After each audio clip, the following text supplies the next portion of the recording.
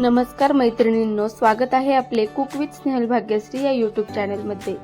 गुलाबजाम म्हटले की आपल्याला आठवतात ते फक्त खाव्याचे किंवा दुसऱ्या पिठाचे गुलाबजाम। आज आपण उपवासासाठी खास असे रताळ्याचे गुलाबजाम बनवणार आहोत। चला तर मग रेसिपीला सुरुवात करूयात। सर्वप्रथम रताळी स्वच्छ धुवून कुकरमध्ये 2 ते 3 शिट्ट्या करून शिजवून घेऊयात।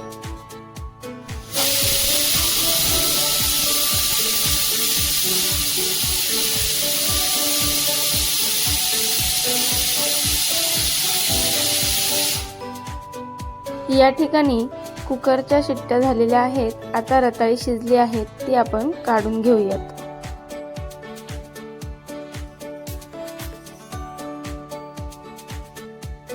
रताळी थोडीशी थंड झाल्यानंतर त्याची सर्व साल काढून घेऊयात।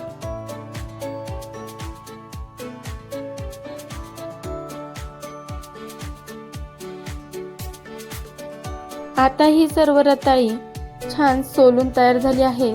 चमच्याने थोडीशी मॅश करून ते पुरणाच्या चाळणीवरती ठेवून आपण छान गाळून घेऊयात, जेणेकरून त्या रताळ्यांमधील जो केसर सारखा असा भाग असतो तो चाळणीमध्ये वरच्या वरतीच राहील।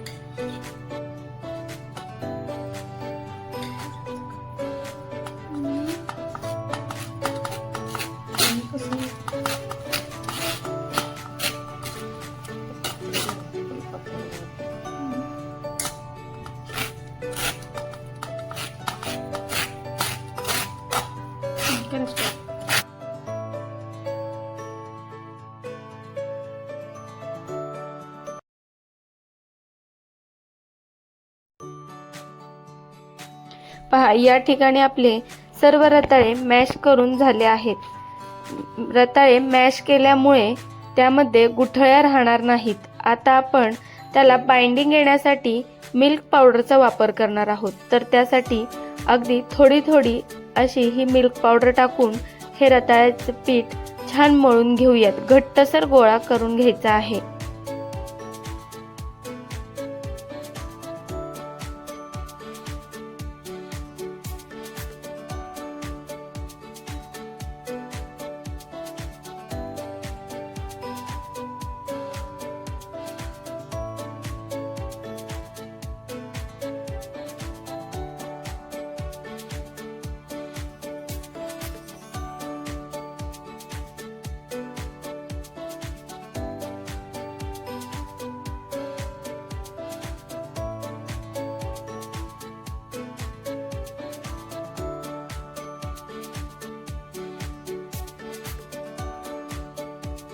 आता हे पीठ आपण हाताने सर्व मिक्स करून घेऊयात, जेणेकरून त्यामध्ये मिल्क पावडरच्या गुठळ्या होणार नाही।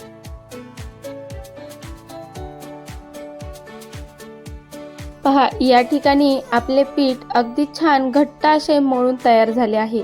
आता 5 मिनिट हे पीठ भिजण्यासाठी ठेवूयात। तोपर्यंत गुलाबजामसाठी लागणारा पाक तयार करून घेऊयात। या ठिकाणी 1 मोठी वाटी साखर घेतली आहे आणि त्या वाटीने 1 ते 1.5 वाटी इतके पाणी घालून मीडियम फ्लेमवरती याचा पाक बनवून घेऊयात।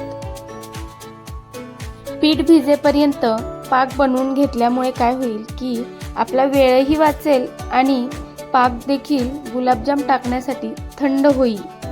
त्यामध्येच 2 ते 3 विलायची देखील सोलून टाकली आहे।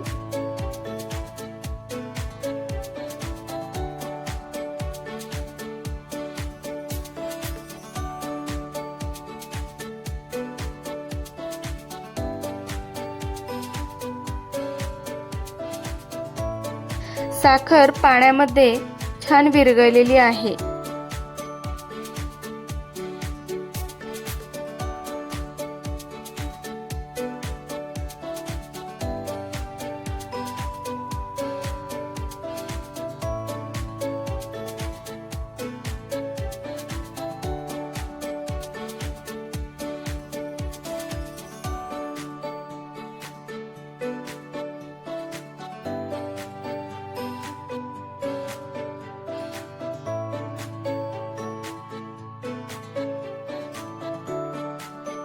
पाक थोडासा चिकट झाला की आपल्याला गॅस बंद करायचा आहे।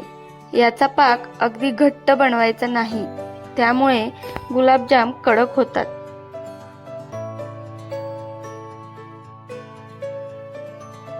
पहा, या ठिकाणी आपला पाक तयार झाला आहे। आता गॅस बंद करून थंड होण्यासाठी ठेवूयात। या ठिकाणी पीठ देखील भिजले आहे। आता त्याचे छान छोटे छोटे गोळे बनवून घेऊयात।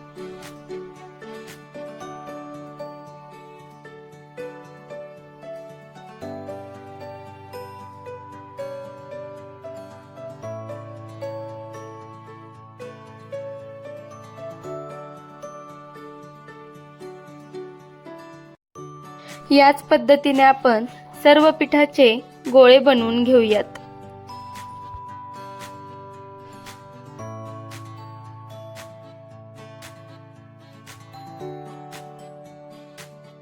पहा, या ठिकाणी आपले सर्व गोळे तयार झाले आहेत। आता आपण तेलामध्ये छान डीप फ्राय करून घेऊयात।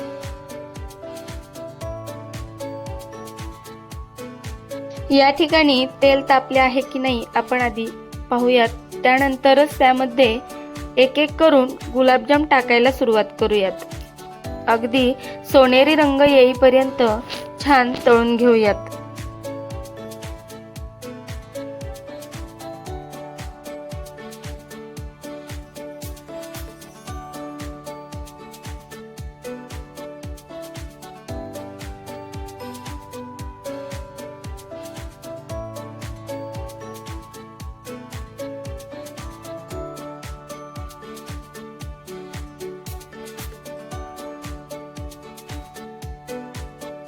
पहा, गुलाबजामला छान रंग यायला सुरुवात झाली आहे। आता ते खाली कढईला चिकटणार नाहीत, यासाठी मध्ये मध्ये ते थोडेसे हलवून घ्यायचे आहे।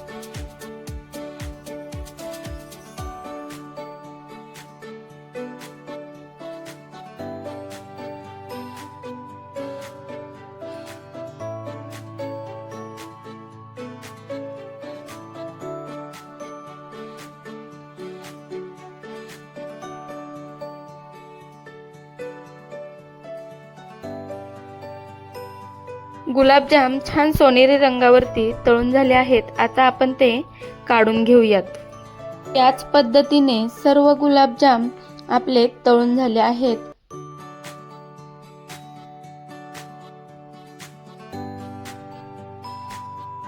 कोणाला कळणारही नाही की हे रताळ्याचे गुलाबजाम आहेत। आता हे सर्व पाकात घालून घेऊयात आणि मिक्स करून घेऊयात, त्यामुळे सर्व गुलाबजाम छान भिजतील।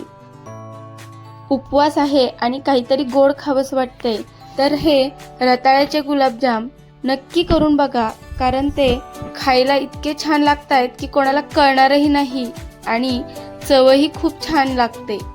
रेसिपी कशी वाटली हे कमेंटमध्ये नक्की सांगा आणि व्हिडिओ आवडला असेल तर व्हिडिओला लाईक, शेअर आणि सबस्क्राईब करायला विसरू नका। भेटूयात अशाच एका नवीन व्हिडिओ सोबत आणि नवीन रेसिपी सोबत। तोपर्यंत धन्यवाद।